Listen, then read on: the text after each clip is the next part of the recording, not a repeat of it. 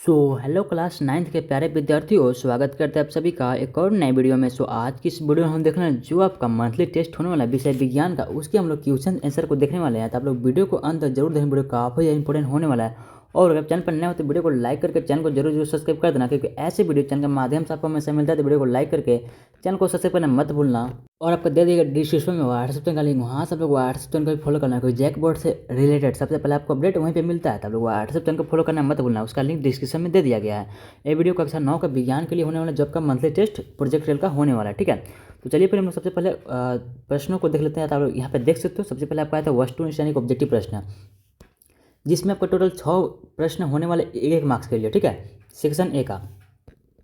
तो यहाँ पे देख सकते हो, सबसे पहला प्रश्न बोलता है आपका ध्वनि किस प्रकार की तरंग है, आपसे पूछ रहा है, ठीक है। ध्वनि किस प्रकार की तरंग है, यहाँ पे ऑप्शन में दे दिया गया है अनुदैर्ध्य, अनुप्रस्थ या दोनों, या फिर इनमें से कोई नहीं। इसका राइट आंसर क्या हो जाएगा? ध्वनि जो हमारा होता है किस प्रकार की तरंग होता है, ये हमारा हो जाएगा अनुदैर्ध्य तरंग होता है, ठीक है। यानी ऑप्शन नंबर ए बिल्कुल हमारा राइट आंसर हो जाएगा। आगे देख सकते हो हम लोग क्वेश्चन नंबर 2 क्या बोलता है, आवृत्ति की एसआई मात्रक हमसे पूछ रहा है, ठीक है। आवृत्ति जो होता है हमारा उसका एसआई मात्रक पूछ रहा है। तो आवृत्ति क्या होता है, देखो यहाँ पे ऑप्शन में दे दिया गया मीटर पर सेकंड, सेंटीमीटर पर सेकंड, हर्ट्ज या फिर किलोमीटर पर घंटा। इसका राइट आंसर क्या हो जाएगा? क्वेश्चन नंबर 2 का हो जाएगा हमारा ऑप्शन नंबर सी, यानी कि हर्ट्ज होता है। आप लोग याद रखना, इसका राइट आंसर क्या हो जाएगा? ऑप्शन नंबर सी, हर्ट्ज बिल्कुल करेक्ट आंसर हो जाएगा। आगे देख सकते हो क्वेश्चन नंबर 3 बोलता है हमारा एक सेकंड में कुल दोलनों की संख्या कहलाती है, यानी कि एक सेकंड में जो कुल दोलन होती है उसको हम लोग क्या बोलते हैं, आपको बताना है। यहाँ पे खाली स्थान दे दिया, यहाँ पे आपको भरना है।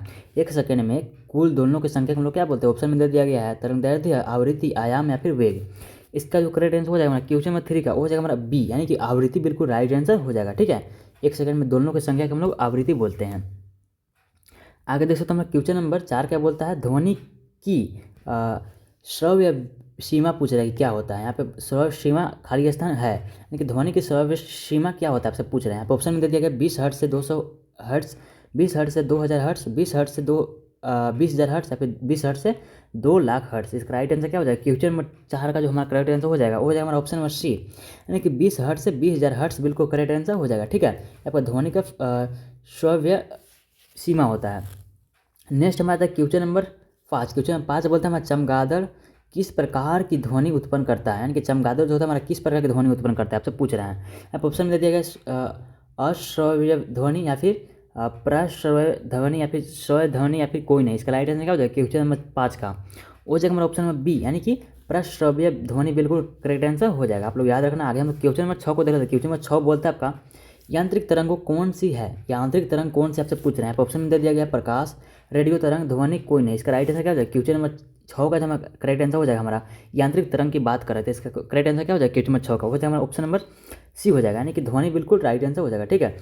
यांत्रिक तरंग हमारा ध्वनि होता है, यानी कि एक वस्तु से दूसरी तरफ भी आवाज़ जा सकती है तरंग के द्वारा, ठीक है, यांत्रिक तरंग के द्वारा। आगे देख सकते हो क्वेश्चन नंबर सेक्शन बी का आया था, ठीक है। सेक्शन बी में आपका 4 प्रश्न आता है 2-2 मार्क्स के लिए, प्रत्येक प्रश्न 2-2 मार्क्स के लिए, ठीक है। लघु उत्तरीय प्रश्न, इसमें आपको सब्जेक्टिव प्रश्न यानी कि लिखित प्रश्न होता है। तो अभी तक आपने वीडियो को लाइक कर देना और चैनल को सब्सक्राइब करना मत भूलना, क्योंकि ऐसे वीडियो चैनल के माध्यम से आपको हमेशा मिलता है। तो वीडियो को लाइक करके चैनल को जरूर सब्सक्राइब भी कर देना, ठीक है। और भी बाकी सब्जेक्ट का अपलोड हो रहा है, आप लोग उसे भी जरूर देखना। और आपको दे दिया डिस्क्रिप्शन में व्हाट्सएप का लिंक, वहाँ से लोग व्हाट्सएप पर फॉलो करना, ठीक है। आप लोग उसे फॉलो करना मत भूलना। नेक्स्ट हम क्वेश्चन नंबर 7 को दे रहे हैं। क्वेश्चन नंबर 7 बोलते हैं हमारा यदि ध्वनि की आवृत्ति 110 हर्ट्ज है, 110 हर्ट्ज हमारा ध्वनि की आवृत्ति दे दिया, ठीक है। एक सेकंड देखो, हमारे पास क्या दे दिया? आवृत्ति दे दिया, कि एफ का वैल्यू हमारे पास कितना दे दिया? आवृत्ति को हम लोग एफ से सूचित करते हैं। हमें दे दिया 110 वोल्ट, 110 हर्ट्ज। इसे हम लोग सब्जेक्टिव बनाना है, तो आप लोग यहाँ पर लिख लेना, ठीक है। दिया हुआ है, दिया है, आप लोग यहाँ पे लिख लेना, उसके बाद लिखना चालू करना, ठीक है। उसके बाद बोलते हैं हमें वेग दिया है हमारे पास 440 मीटर पर सेकेंड। क्या दिया? वेग, यानी कि वेग को हम लोग वी से डिनोट करते हैं, V is equal to 440 metre per second. उसके बाद क्या बोलते हैं हमसे? तो ध्वनि की तरंग दैर्ध्य ज्ञात कीजिए। तो ध्वनि का तरंग दैर्ध्य बराबर क्या होता है हमारा? ध्वनि का तरंग दैर्ध्य बराबर जो होता है हमारा, यानी कि तरंग दैर्ध्य को हम लोग लेमडा से सूचित करते हैं। लेमडा बराबर होता है एफ, लेमडा बराबर होता है हमारा भी अपॉन भी बटा में एफ होता है, यानी कि भी यहाँ पे क्या है हमारा? वेग है, और एफ क्या है हमारा? एफ क्या है हमारा? आवृत्ति है, ठीक है। तो ये हमारा फॉर्मूला होता है हमारा क्या? लेमडा निकालने का, जो कि हमसे पूछ रहा है क्या? तरंग दैर्ध्य को हम लोग लेमडा से सूचित करते हैं। इतना हो गया। आगे देखो लेमडा का वैल्यू कितना है? लेमडा का वैल्यू में निकालना है। और भी का वैल्यू कितना है? भी का वैल्यू 440 है, देखो क्वेश्चन में दिया हुआ है। बटा में हमारा क्या हो जाएगा? 110 हो जाएगा, क्योंकि देखो यहाँ पे 110 किसका आवृत्ति का वैल्यू हमें पास दिया हुआ है। एक जीरो से एक जीरो कट जाएगा, 11 से 4 बार में 44 कट जाएगा, यानी कि लेमडा का वैल्यू कुल मिला के कितना आ गया, 4 आ गया।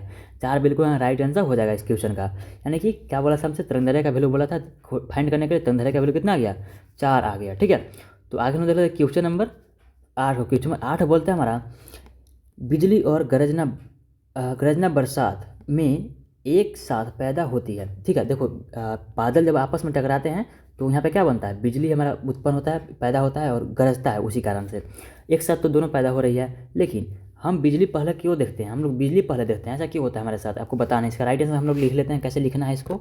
उत्तर देख सकते तो लिखा गया आपका बिजली और गरजना एक साथ पैदा होती है, लेकिन बिजली पहले क्यों दिखाई देती है। यहाँ पे उत्तर, यहाँ पे कारण बता दिया गया, प्रकाश की चाल ध्वनि की चाल से बहुत अधिक होती है, इसलिए बिजली की चमक हमें तुरंत दिखाई देती है, जबकि उसकी आवाज़ हम तक पहुंचने में थोड़ा समय लगता है। काफ़ी आसान भाषा में लिखा गया, आई होप कि आप लोग को पढ़ते ही समझ में आ गया होगा। ठीक है, आप लोग एक बार और पढ़ना, आप लोगों को समझ में आ जाएगा। आगे हम लोग क्वेश्चन नंबर 9 को देख लेते हैं। क्वेश्चन नंबर 9 देखो क्या बोल रहा है, ध्वनि का आवर्तकाल क्या है, इसका इकाई मात्रक लिखिए। ठीक है, ध्वनि का आवर्तकाल पूछ रहा है और बोल रहा है कि इसका इसका इकाई मात्रक हमसे लिखने के लिए बोल रहा है। इसका हम लोग उत्तर को देख लेते हैं। देखो ध्वनि का आवर्तकाल क्या होता है, एक पूरा दोलन करने में लगने वाला समय को क्या कहते हैं, आवर्तकाल कहते हैं। एक पूरा दोलन करने में लगने वाले समय को हम लोग क्या करते हैं, आवर्तकाल कहते हैं। इसका सही मात्रा क्या होता है, सेकेंड होता है। आप लोग इस चीज़ को याद रखना है, सही मात्रा क्या होता है, सेकेंड होता है। इसके बाद हम लोग क्वेश्चन नंबर 10 को देख लेते हैं। तो यहाँ पे देखो क्वेश्चन नंबर 10 क्या बोलता है हमारा, अल्ट्रासाउंड के 2 उपयोग लिखिए। ठीक है, अल्ट्रासाउंड जो होता है उसका 2 उपयोग हमसे लिखना है। क्या होता है इसका उपयोग, दो उपयोग को लिखना है। बोला क्या था, अल्ट्रासाउंड के 2 उपयोग को लिखिए। यहाँ पे उत्तर में लिखा गया आपका, सबसे पहला शरीर के आंतरिक अंगों जैसे कि किडनी लीवर की जांच करने के लिए क्या किसका उपयोग किया जाता है, अल्ट्रासाउंड को। उसके बाद यहाँ पे बोलते हैं धातु के ब्लॉकों में दरारों को पता लगाने के लिए किसका उपयोग किया जाता है, अल्ट्रासाउंड का उपयोग किया जाता है। ठीक है, धातु के ब्लॉकों में दरारों को पता लगाने के लिए। ठीक है, इसके बाद हम लोग क्वेश्चन नंबर 11 को देख लेते हैं, जो कि आपका आता है सेक्शन सी के अंतर्गत। सेक्शन सी में आपका 2 प्रश्न मिलता है यहाँ पे देखने को, जिसमें आपका प्रत्येक प्रश्न 3-3 मार्क्स का होने वाला है, 6 मार्क्स के दीर्घ उत्तरीय प्रश्न। तो हम लोग इसका सबसे पहले एक एक करके दोनों क्वेश्चन के उत्तर को देख ले रहे हैं। क्वेश्चन में 11 क्या बोलता है आपका, यदि किसी ध्वनि तरंग की आवृत्ति कितना है, आवृत्ति है 3 किलोहर्ट्ज़। ठीक है, तथा तरंगदैर्घ्य 80 मीटर है, तो इसका वेग ज्ञात करने के लिए हमसे बोल रहा है। ठीक है, तो इसको हम लोग उत्तर को देख लेते हैं, कैसे बनाएंगे। यदि ध्वनि तरंग की आवृत्ति कितना 3 किलोहर्ट्ज़ है, तो तरंगदैर्घ्य 80 मीटर है, तो इसका वेग हमसे पूछ रहा है। ठीक है, देखो यहाँ पे ठीक जैसा पहला प्रश्न था वैसा ही ये भी है। हमारे पास आवृत्ति दे दिया गया कितना है, 3 किलोहर्ट्ज़। इसको हम लोग हर्ट्ज़ में चेंज करेंगे। देखो किलोहर्ट्ज़ में है तो हम लोग इसको हर्ट्ज़ में चेंज करने के लिए 1000 से भाग लगा देंगे, 1000 से गुना कर देंगे। किलो को हम लोग ग्राम में चेंज करने के लिए क्या करते हैं, 1000 से गुना करते हैं ना, तो इसको क्या करेंगे हम लोग 1000 से गुना कर देंगे, तो कितना आ जाएगा, 3000 हर्ट्ज़ बन जाएगा हमारा, क्योंकि हर्ट्ज़ में हमारा फार्मूला यहाँ पे लगाना होता है, इसलिए हम इसको हर्ट्ज़ में चेंज करेंगे।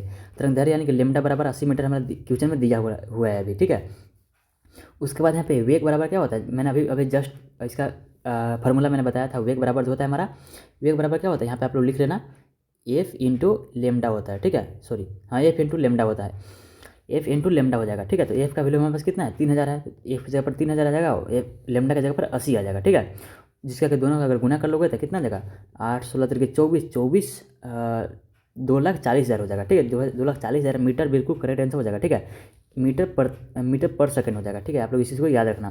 तो आगे हम क्वेश्चन नंबर लास्ट को देख लेते हैं। क्वेश्चन नंबर लास्ट क्या बोलते हैं हमारा, क्वेश्चन नंबर 12 जो कि हमारा लास्ट प्रश्न होने वाला है। 3 सेकंड के बाद एक इको सुनाई देती है, यदि ध्वनि का वेग कितना है, 344 मीटर प्रति सेकंड है, तो स्रोतों और परावर्तक सतह के बीच की दूरी ज्ञात कीजिए। ठीक है, तो हमसे दूरी ज्ञात करने के लिए बोल रहा है, स्रोत और परावर्तक सतह के बीच की दूरी। तो इसके बाद हम लोग इसके आंसर को देख लेते हैं।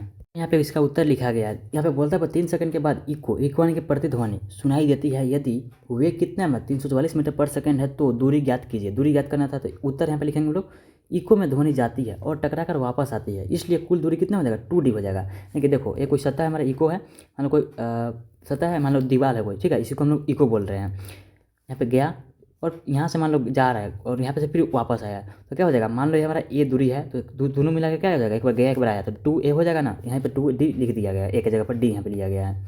तो बोलता है कुल दूरी 2D बराबर क्या हो जाएगा हमारा, वेग गुना सेकंड हो जाएगा। ठीक है, यहाँ पे भी लिख लेना आप लोग, भी की जगह पर कितना हो जाएगा 344 जो कि हमारा दिया हुआ है मीटर पर सेकंड, और एस का जगह पर कितना सेकंड टाइम, सॉरी एस नहीं यहाँ पे टी होगा ना, यहाँ पे टी हो जाएगा आपका v इंटू टी।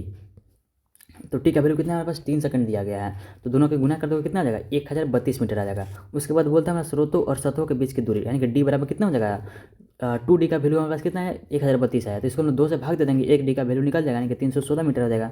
इसका बिल्कुल राइट आंसर कितना हो जाएगा 316 मीटर, बिल्कुल राइट आंसर हो जाएगा।